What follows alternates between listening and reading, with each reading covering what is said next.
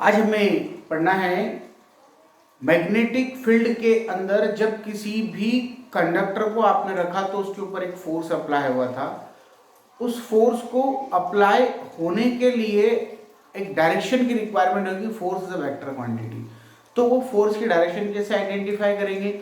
साथ ही साथ अगर उसके कंडक्टर के अंदर करंट फ्लो हो रहा है तो उसका मैग्नेटिक फील्ड का डायरेक्शन क्या होगा, उसका डायरेक्शन कैसे फाइंड आउट करेंगे।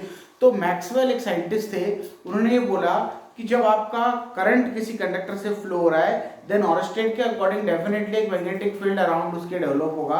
उसकी डायरेक्शन को फाइंड आउट करने के लिए उन्होंने ये बोला कि आपका जो थंब है उस थंब को आप कंडक्टर के करंट की डायरेक्शन में कीजिए और फिर आपके जो फिंगर जिस तरफ फोल्ड हो रहे हैं वो फिंगर्स उसके अराउंड आपकी मैग्नेटिक फील्ड की डायरेक्शन को शो करेंगे। दैट मींस अगर कंडक्टर में करंट इस डायरेक्शन में फ्लो हो रहा है तो इस तरफ उसका मैग्नेटिक फील्ड जनरेट होगा। इस तरीके से हम थंब और फिंगर की डायरेक्शन से मैग्नेटिक फील्ड की डायरेक्शन को फाइंड आउट कर सकते हैं।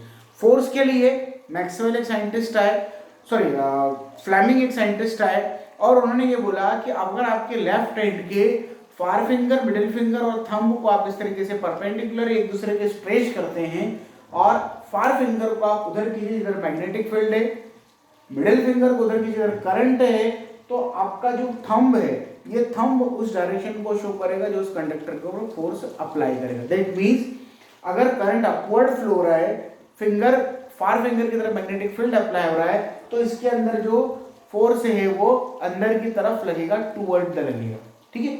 लेकिन अगर मैं इस करंट की डायरेक्शन को अपोजिट कर देता हूं, मतलब इसका डायरेक्शन मैंने इधर कर दिया, नीचे की तरफ कर दिया, तो वहां पर फिर ये फोर्स का डायरेक्शन चेंज हुआ। मैग्नेटिक फील्ड वही है, करंट का डायरेक्शन चेंज हुआ तो फोर्स जो है आपका आउटवर्ड लगना शुरू हो जाएगा। मतलब कि करंट फ्लो की डायरेक्शन के अकॉर्डिंग, बिकॉज मैग्नेटिक फील्ड तो स्टेबल है, करंट आप क्या कर सकते हैं, टर्मिनल को बदल के उसका करंट का डायरेक्शन भी चेंज होता है, तो उस करंट की डायरेक्शन के अकॉर्डिंग आप उसके ऊपर अप्लाई होने वाले फोर्स की डायरेक्शन को भी दिखा सकते हैं किस तरीके से वो डायरेक्शन अप्लाई हो। अब हम ये बात करने के बाद आगे बात करते हैं कि किसी एक कंडक्टर जिसमें करंट फ्लो हो रहा है उसके बाद दूसरा कंडक्टर में रख दे जिसमें भी करंट फ्लो हो रहा है, तो उन दोनों कंडक्टर के बीच में जो फोर्स अप्लाई होता है उसका एक क्वेश्चन एग्जाम में पूछा जाता है कि दो पैरेलल रखे हुए करंट कैरिंग कंडक्टर के ऊपर अप्लाई होने वाले फोर्स के लिए आपको डेरिवेशन निकालना है, तो किस तरीके से सॉल्व करना है उसको हम देखें। यहां पर आपको एक डायग्राम दिखाई दे रहा है। एपी एक कंडक्टर है जिसमें I1 करंट अपवर्ड डायरेक्शन में फ्लो हो रहा है, उधर CD एक कंडक्टर जिसमें भी जो करंट है वो अपवर्ड डायरेक्शन में फ्लो हो रहा है। जब दोनों डायरेक्शन सेम है और दो करंट इसके अंदर फ्लो हो रहे हैं, तो जब इसके अंदर करंट फ्लो होगा तो हमने पढ़ा है कि इसके अराउंड एक मैग्नेटिक फील्ड जनरेट होगा।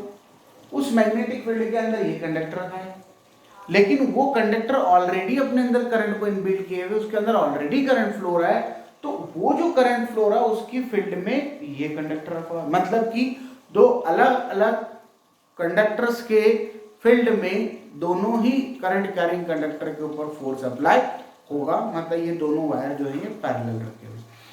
फॉर एग्जाम्पल हम देख लें कि AB एक कंडक्टर है जिसके अंदर करंट जो फ्लो हो रहा है वो I1 है और उसका जो मैग्नेटिक फील्ड डेवलप हो रहा है वो B1 है। तो उस करंट कैरिंग कंडक्टर के अंदर जो मैग्नेटिक फील्ड डेवलप हो रहा है वो मैग्नेटिक फील्ड के अंदर दूसरा करंट कैरिंग कंडक्टर CD रखा हुआ है, तो उसके ऊपर एक फोर्स अप्लाई होगा। फॉर एग्जाम्पल हम देख लेते हैं कि इसके ऊपर एक फोर्स लगेगा और इसके ऊपर भी एक फोर्स लगेगा। जब दोनों फोर्स के लिए हमें फॉर्मूला निकालना है तो किस तरीके से निकालना, इन दोनों के बीच में एक डिस्टेंस है D, उस डिस्टेंस के ऊपर रखना। अब अगर करंट कैरिंग कंडक्टर के अंदर मैग्नेटिक फील्ड जो कि एक इनफाइनाइट लेंथ का वायर होता है, उसके लिए फॉर्मूला अगर हम देखें तो होता है B = μ0/4π 2I/d, ये उसका फॉर्मूला है। लेकिन कंडक्टर हम कौन सा ले रहे हैं कि कंडक्टर जो है वो पहला वाला है, तो मैग्नेटिक फील्ड में करंट भी कौन सा काम करेगा, पहला वाला, दैट मींस I1 और ये हो गया B1।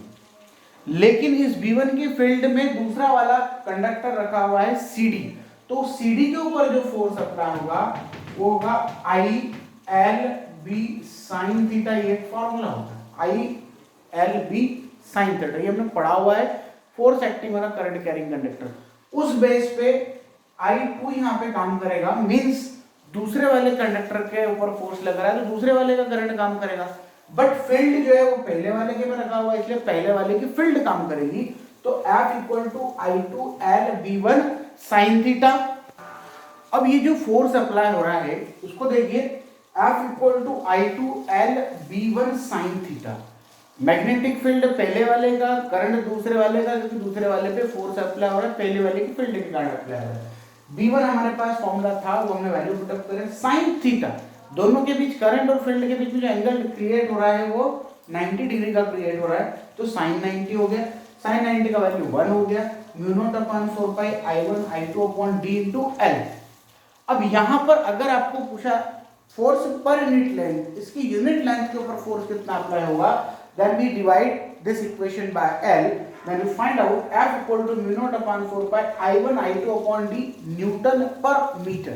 That is a unit of this force which apply on a current carrying conductor when they are placed parallel to another current carrying conductor. ठीक है, अब ये एक पे लगेगा तो सिमिलर फोर्स ही दूसरे के ऊपर अप्लाई होगा। क्यों? क्योंकि दोनों के अंदर करंट चाहे भले ही कम ज्यादा हो, लेकिन दोनों का करंट का मल्टीप्लिकेशन हो रहा है, इसलिए उससे कोई भी इफेक्ट वहां पर पड़ने वाला नहीं है।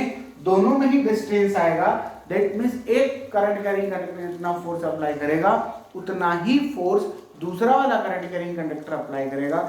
ये दोनों जो कंडक्टर्स है वो एक दूसरे के ऊपर अप्लाई करेंगे, लेकिन इनमें अगर करंट की डायरेक्शन को हमने बदल दिया जाए तो दो टाइप के फोर्स होते हैं, एक अट्रैक्टिव होता है और एक रिपल्सिव होता है। तो डायरेक्शन की बदलने के अकॉर्डिंग फोर्स की डायरेक्शन भी चेंज होगी। इसका ये प्रूफ फ्लेमिंग के लेफ्ट हैंड रूल से निकलता है कि अगर दोनों करंट कैरिंग कंडक्टर में जिस प्रकार की यहां पर हो रहा है current flow in same direction, then both conductors are attract to each other, and if the direction of electric current flowing through a conductors are opposite to each other, then they are repelled to each other। तो objective में question आता है कि अगर आपने current carrying conductor की direction में current की डायरेक्शन सेम है तो वो अट्रैक्टिव फोर्स अप्लाई करेंगे, और अगर अपोजिट है तो वो रिपल्सिव फोर्स अप्लाई करेंगे।